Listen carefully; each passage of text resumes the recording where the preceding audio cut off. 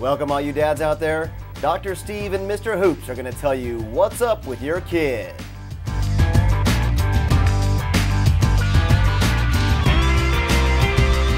Should you let your kid watch Scarface with you? How old is your kid?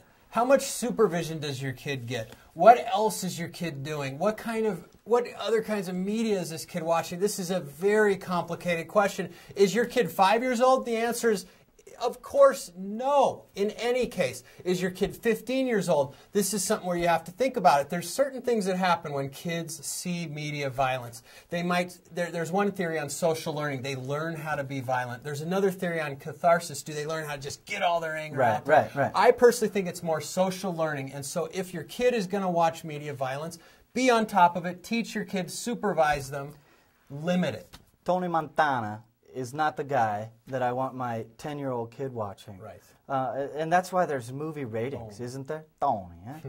But, you know, it's one of the most violent films I've ever seen. That's a very And violent to have movie. a 12-year-old kid, and I see my 12-year-old kids walking around with the Scarface shirt. He's become this new icon again for whatever reason. You're seeing that in school now? Tony Montana. Tony Montana. Say hello to my little friend. And I'm assuming they know who it is, and they've seen the movie and all that. That's because it's on DVD and on demand. I mean, probably download it on your phone. But I don't see the purpose at all for watching that with your kids or letting them see that at all.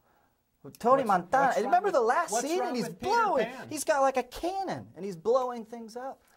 There's no reason for it. Remember prom night? So will your daughter. I have a daughter.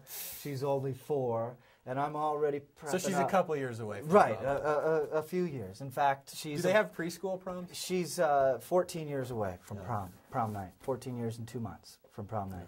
And like I said, I'm already preparing. I've got the night goggles. I'm ready to follow. You're going to follow wherever they go. It's kind of a double standard. If we were talking about my son on prom night, it would be totally different. But it's my daughter. It's my baby girl. Do you really think following your kid around is the answer to keep them safe? I think so. Oh, no, I don't.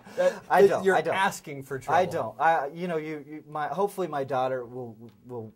I'll raise my daughter with the moral lessons and all those things that we maybe and you to want make to know good who her judgments. date's going to be. That could I help would too. love to meet that young man. Guy. I would love to meet you. Show him your gun collection. I would love your knife to meet collection. That's right. No, I don't need to go that far, but a good handshake and a few while he's putting the corsage on. Chair. Maybe an uncomfortable silence. A very uncomfortable silence. And then search the car for the box of wine, for the $3 military vodka or whatever the kid was able to procure. That's right. That's right.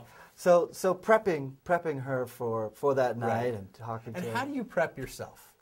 You're just going to have to the box of wine. You confiscate the box of wine. Exactly. Okay, right. It will be an interesting night. It is email time. This is where the viewers get to ask us some questions. Let's get to it.